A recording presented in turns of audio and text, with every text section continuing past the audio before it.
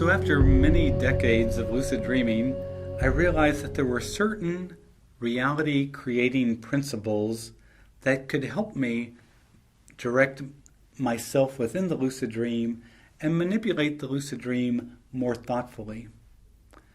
I call these reality-creating principles belief, expectation, focus, intent, will, and X for the inner unknown, the larger awareness.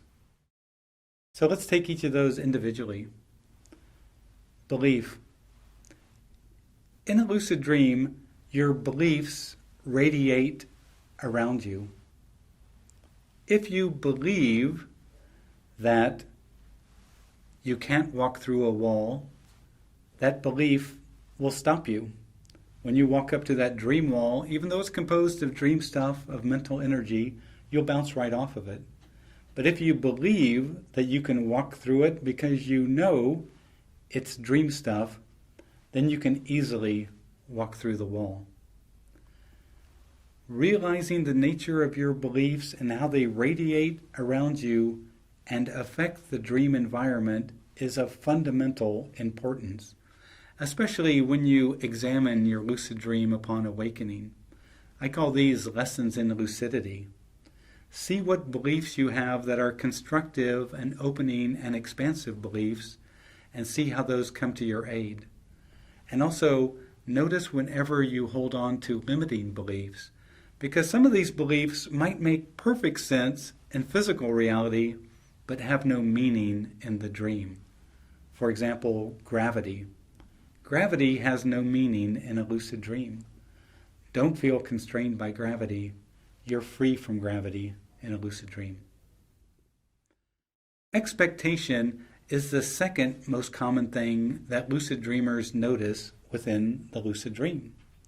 For example, if you see a dream figure and he's wearing a dark jacket and you think, oh, he might be dangerous, all of a sudden that expectation will oftentimes cause that dream figure to turn around and now he might have a knife.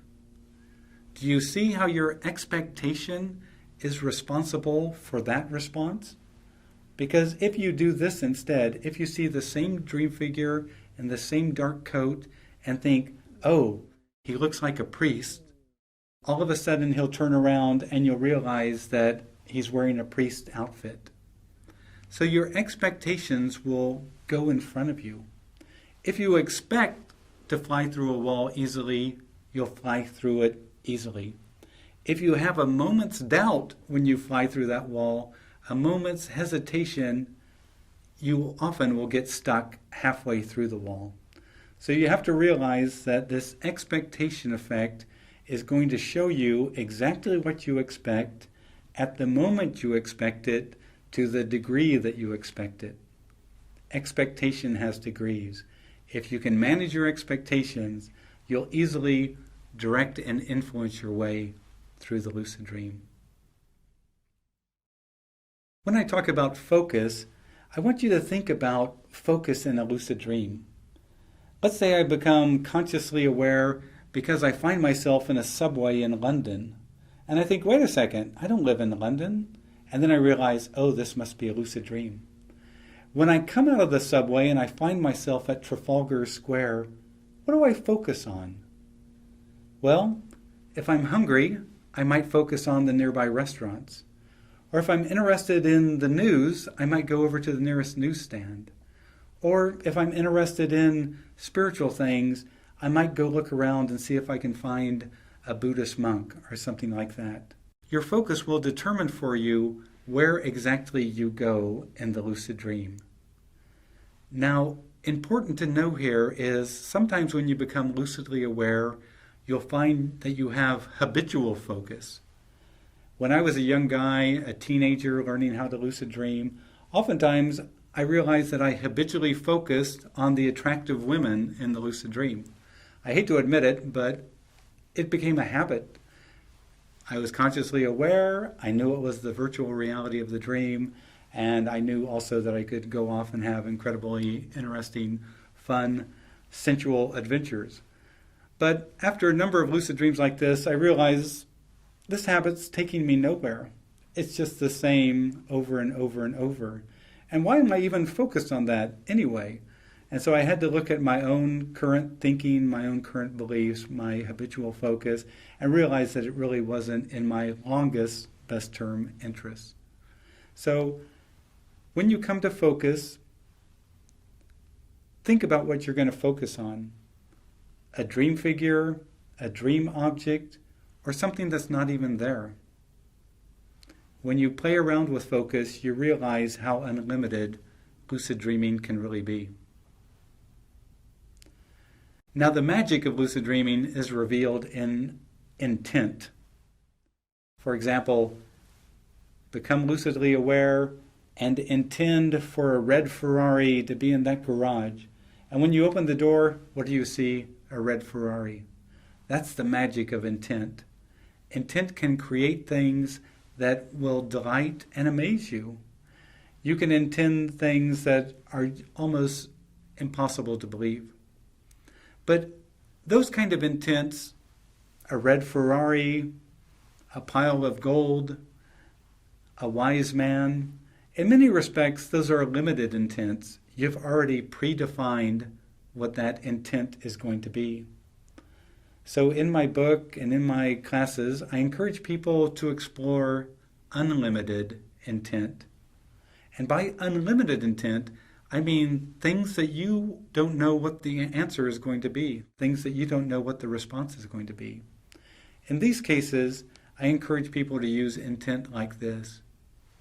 Ignore the dream figures, ignore the setting, and just shout out request to the larger awareness of the dream. For example, you might want to shout out, "Dream, show me something important for me to see."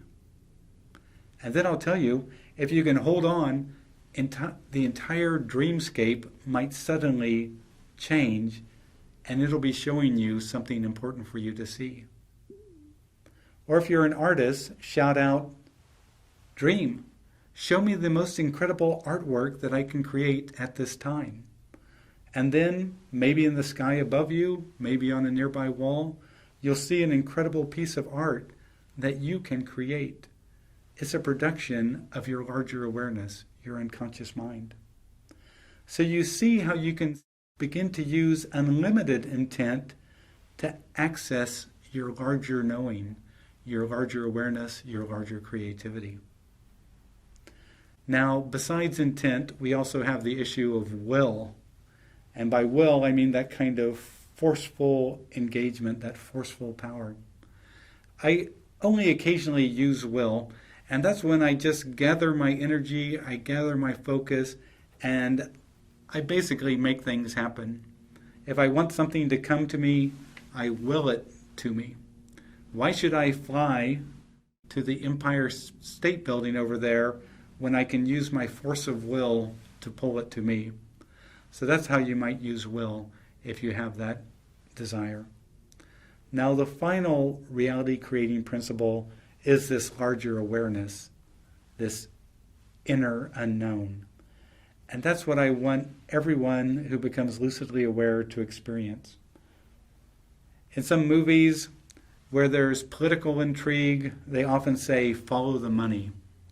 Because if you follow the money, you'll find where the real power, where the real issue derives from. But in a lucid dream, I encourage people to follow the creativity.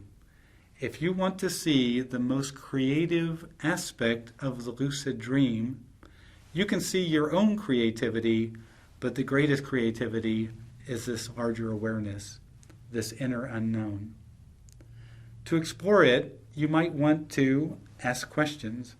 Again, you could ask, show me something important for me to see, or show me some incredible artwork that I could create. Or you might want to ask to experience a concept. So think about this. Become lucidly aware and ignore the dream figures, ignore the dream setting, and shout out, let me experience unconditional love. Then wait to see what happens. Each individual response will be made specifically for you. Just like Justina said, your larger awareness knows what it is that you need. When you incubate a dream, when you engage the issues that are going on in your life, that larger awareness knows how much you can deal with. So when you shout out, "Let me experience unconditional love," it will basically give you an experience that'll show you that concept to the degree that you can experience it. But hold on, because sometimes that energy is quite transformative and quite amazing.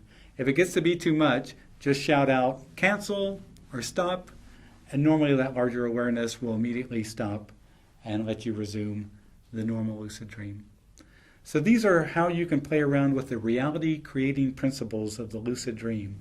Remember, again, it's looking at your beliefs, having the most expansive, open beliefs for that mentally dynamic environment of the lucid dream. Expectation, having positive expectation, having joyful expectation, having expectations of success. Focus. Focus on things that are truly of interest for you, that will help you grow, that will help you learn. Intent. Use that magic of intent. You can have a limited intent for a limited item or unlimited intent for something beyond your knowing. Your will. In cases where you really want to, use that energy that you have to will things into being.